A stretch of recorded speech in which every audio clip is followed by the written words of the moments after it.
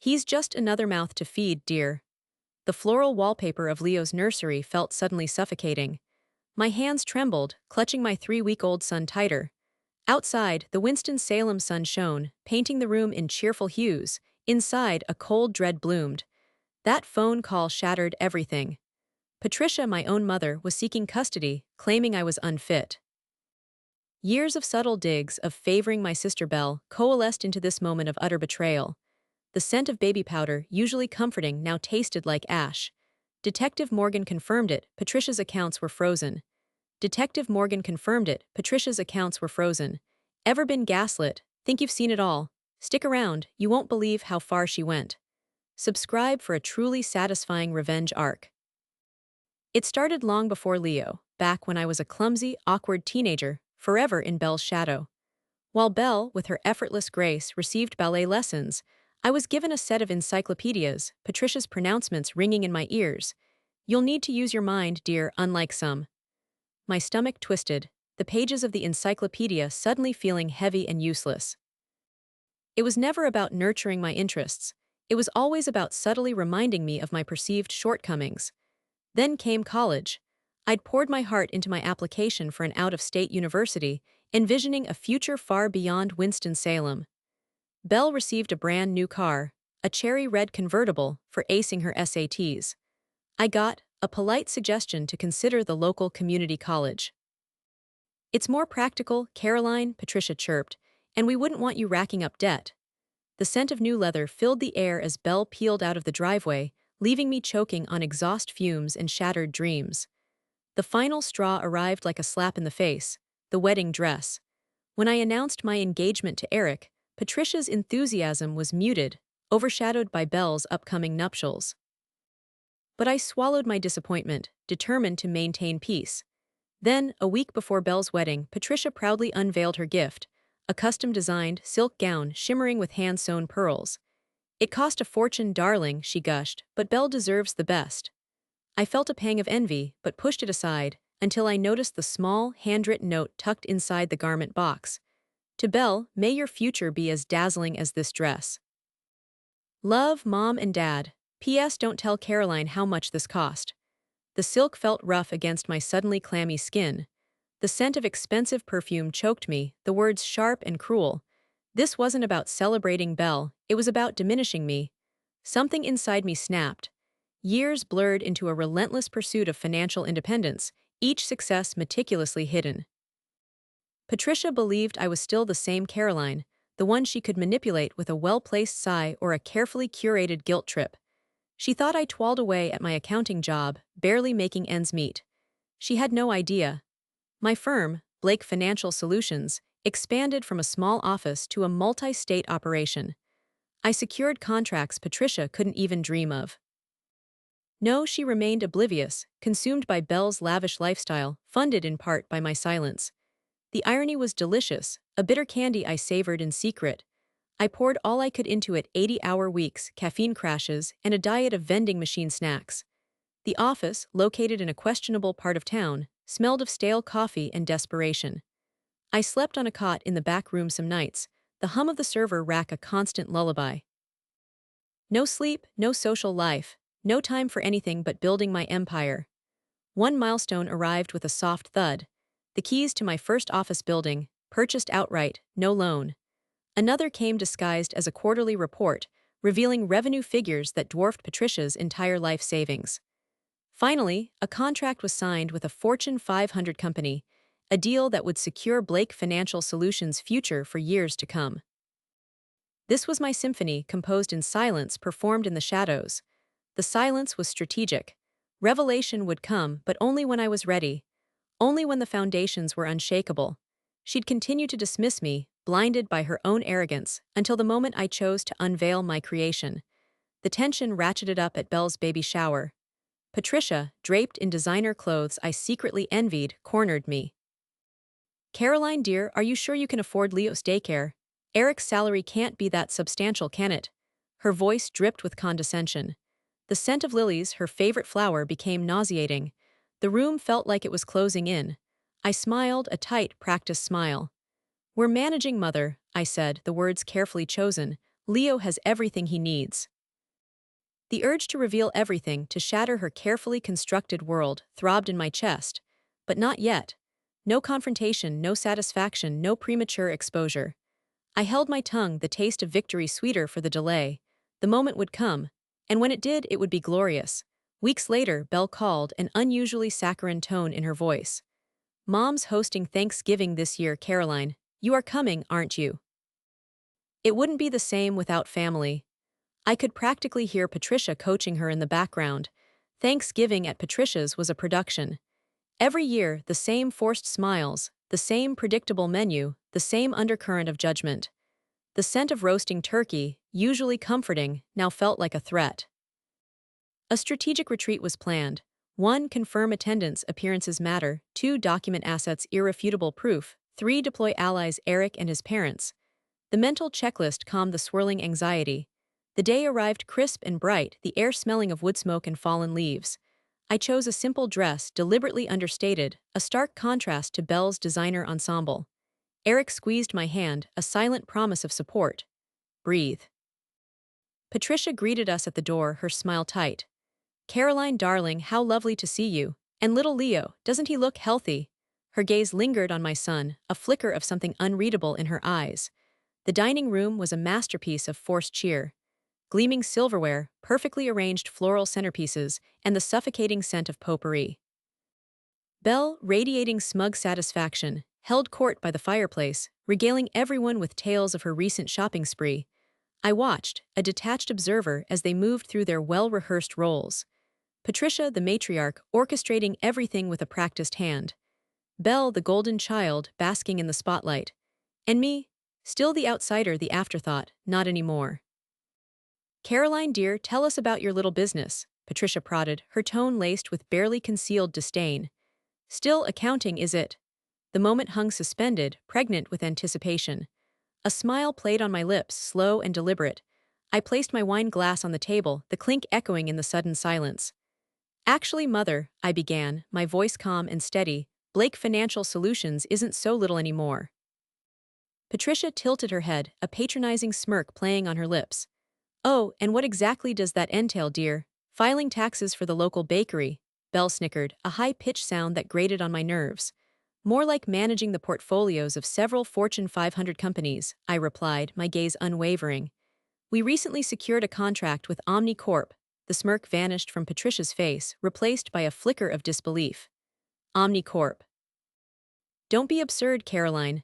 They wouldn't trust a small-town accountant with their finances." Belle's laughter died in her throat. "I have the signed contract right here, if you'd like to see it," I said, pulling out my phone. I swiped through a few screens, then turned it towards Patricia. The Omni Corp logo was emblazoned across the document, followed by my signature and the company seal. Patricia stared at the screen, her face slowly turning crimson. Her mouth opened and closed, but no words came out. Belle leaned closer, peering at the document, her eyes widened. "But how?" I chuckled, a low, genuine sound. "While you were busy planning Belle's wedding with my money, I was building an empire.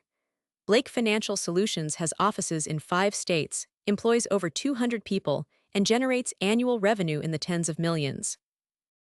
I paused, letting the information sink in. "And yes, Mother, that does include managing Omnicorp's assets." The silence in the room was deafening. Eric's father, Henry, cleared his throat, his eyes gleaming with pride. Eric's mother, Sarah, squeezed my hand under the table, a silent gesture of support. Patricia finally found her voice, a shaky whisper. "But the money I gave you, you said you needed it for expenses." "I did," I replied, my voice hardening.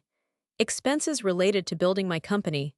Every penny you thought you were manipulating me with, I used to fuel my success." Belle gasped, her hand flying to her mouth. "You mean all those years you were tricking us?" "Not tricking," I corrected, strategically concealing. "You see, I learned from the best." My gaze locked with Patricia's, a silent acknowledgement of the years of manipulation and deceit. "You taught me how to play the game, Mother. I just learned to play it better." Patricia's face crumpled, her carefully constructed facade finally shattered. She looked like a deflated balloon, all the air sucked out of her. I don't understand," she stammered.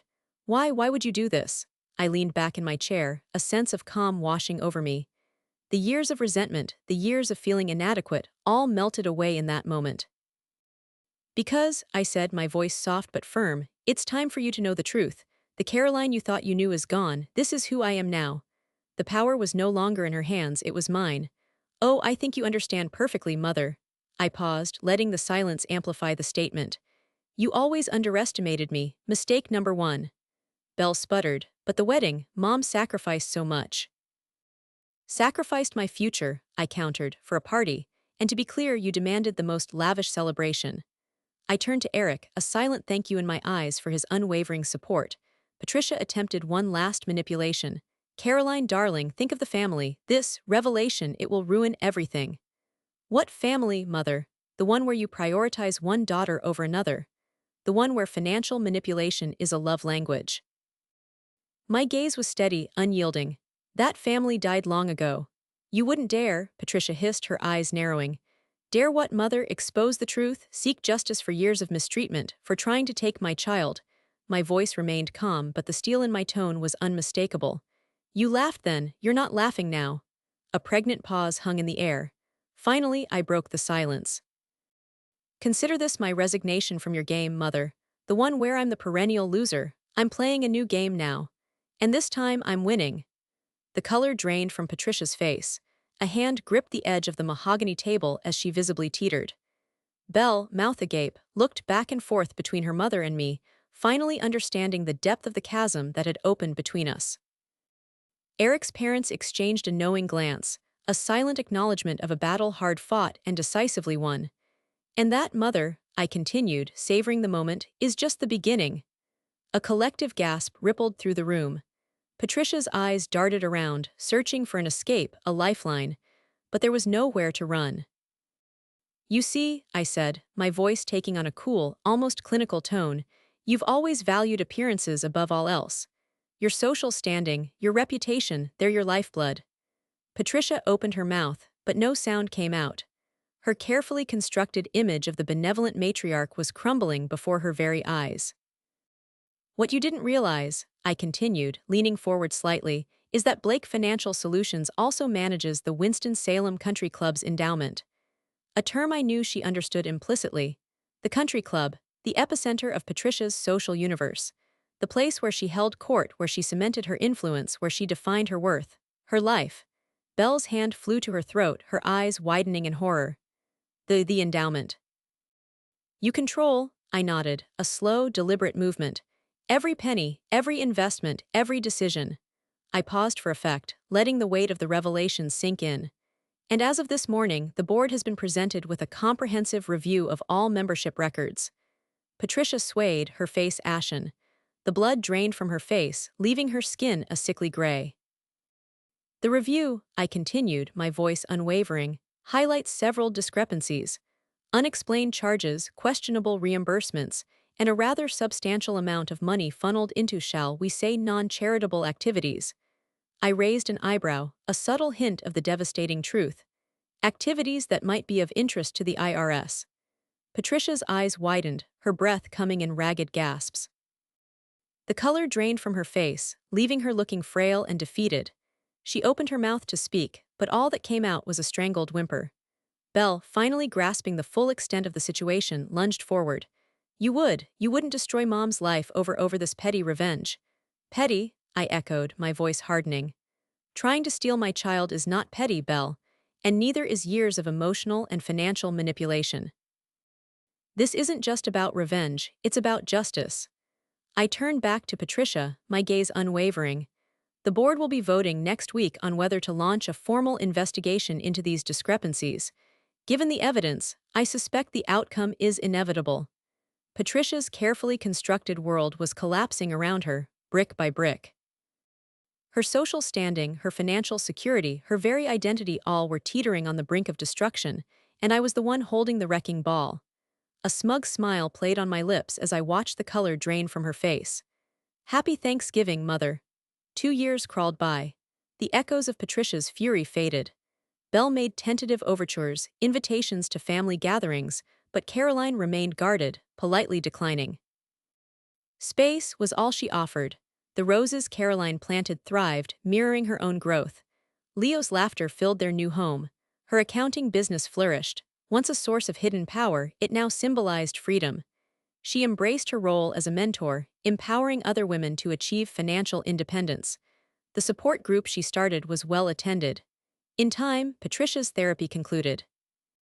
A carefully worded letter arrived, expressing remorse, yet deflecting blame. Caroline read it without anger, without triumph, but without forgiveness either. She filed it away, another chapter closed. Looking back, Caroline recognized that power came not from revenge, but from self-worth. The financial independence she craved afforded her safety, security, and the ability to create a new kind of family. Her new life was a testament to the importance of boundaries, the enduring strength of a mother's love, and the power of choosing your own path. The floral wallpaper of Leo's nursery felt suddenly suffocating. She was free. Find strength in your story, share if you fought similar battles, build your empire, choose your family, and let success be the sweetest revenge. Ready to thrive.